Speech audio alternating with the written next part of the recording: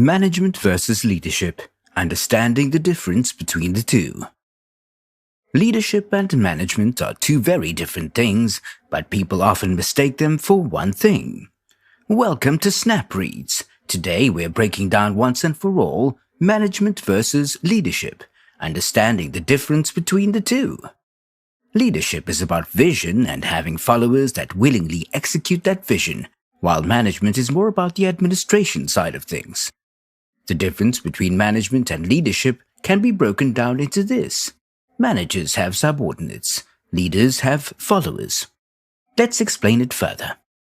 10. Leaders inspire.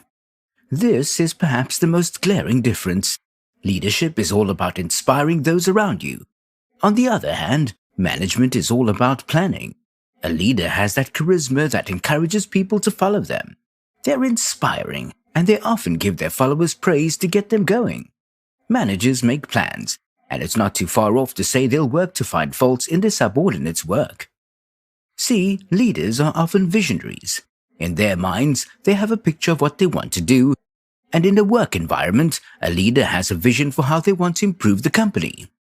People trust that vision, trust this person, and work with them to turn it into reality. 9. Managers plan.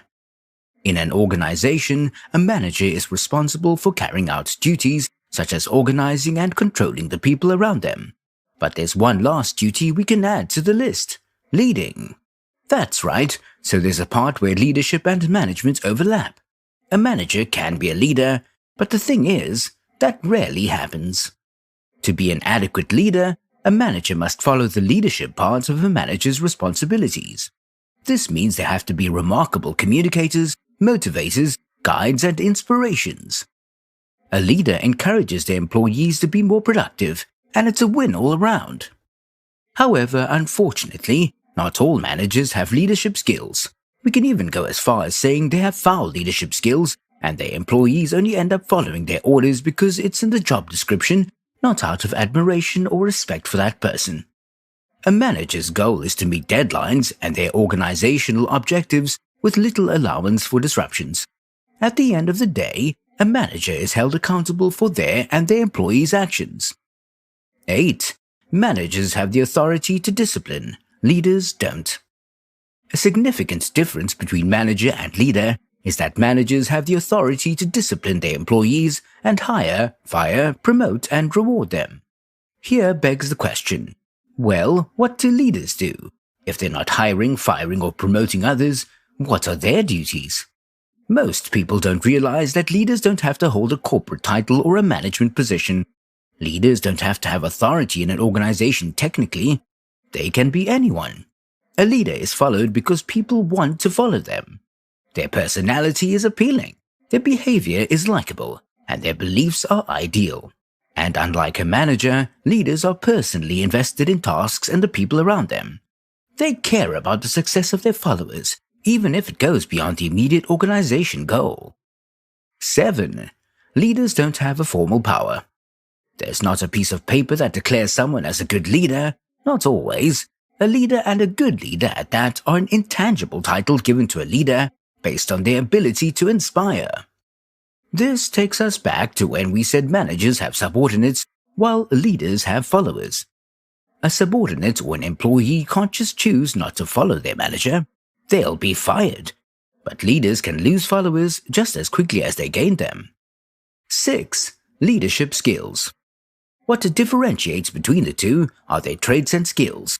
Someone with good leadership skills welcomes change and creativity. They're adaptive, and most and foremost, they're visionaries. Here's a list of skills that will rule out any doubt that a leader and a manager are the same. Skill number 1. They have remarkable communication skills. Leaders actively listen to their followers. Skill number 2. They have positive attitudes. An inspiring leader knows how important morale is, so they always try to keep a positive attitude. Skill number 3. They're okay with feedback. Many people aren't willing to take the risk of offering feedback to their managers, but leaders are likely more open to it. They want to listen to others and take their opinions seriously. Skill number 4. Skill number 4 is related to creativity. There's often not too much room for creativity in a stifling work environment, but under the hand of a worthy leader, they encourage creativity and are more likely to take a chance. Skill number 5. They're motivators. They know that the key to getting followers and getting them to do what they want is to motivate and inspire them. Then we have an overlap between leadership and management. Here's where leaders come out on top. Someone with good leadership has skills that include responsibility for managing. 5. Management skills. To further put things in perspective, here are the skills a manager is supposed to have. In this day and age, a manager should have skills beyond human sources. They're supposed to have technical skills, as in the ability to use technology and techniques to aid their work, such as software and operating machines. Planning is a big hulking skill that is the major part of being a manager. Planning involves organizing activities and tasks while meeting guidelines and dealing with limited sources, time, money, and labor-wise. Then we have arguably what's more important, and it's communication skills. Having adequate communication skills is beyond necessary. Managers can communicate with their team to clarify their objective, and they should also be receptive to others' communication attempts. Lastly, we have problem solving. Managers have the ability to tackle problems that may arise. 4. A leader innovates. A manager organizes. The next point may just set the difference once and for all. The near textbook definition for a manager is someone who establishes appropriate targets and yardsticks and analyzes, appraises, and intercepts performance. A manager's strategy depends on control and authority, whereas a leader depends on trust. Leaders encourage people to do their best, at a pace that's comfortable for everyone.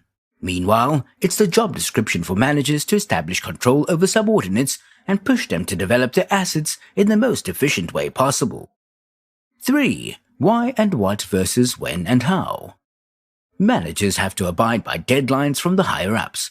Their job is to delegate tasks and appoint the appropriate employees with the right skill sets to do said tasks. But at the end of the day, the most frequent questions a manager will ask are when and how. On the other hand, let's say a problem has impacted the workplace. A leader will ask, what did we learn from this mistake? Or, why and where did we go wrong? Managers are required, even by their job description, to assess failures. Their job is to make sure objectives are met. 2. Managers accept the status quo, leaders don't. A leader has the best interest of their followers and vision in mind. And to do that, they may question and challenge authority. Managers are prone to accepting the status quo and don't try to make changes. 1. Examples: a leader versus manager. When you picture a leader, who comes to mind? Let us show you some of the perfect examples of excellent leaders. Take Mahatma Gandhi, for example. He was the visionary leader of the Indian independence movement. He more than challenged the status quo. He did it peacefully and used non-violent civil disobedience to get what he wanted, which was the best for his people. And India is a fairly large country. That he could gain a diverse base of followers and motivate them to follow one cause proves what a good leader can do. Martin Luther King Jr. was an innovative leader. He wanted to address the criminal and social injustice he faced in the US, and he rallied people to his cause as a Southern minister to powerfully get his point across. Now, here are some examples of managers. We said that a manager doesn't necessarily innovate or inspire, but they get work done in the most efficient way possible. And who better to call the ideal example of a manager than the man who invented the 5-day workweek that we know today? Henry Ford.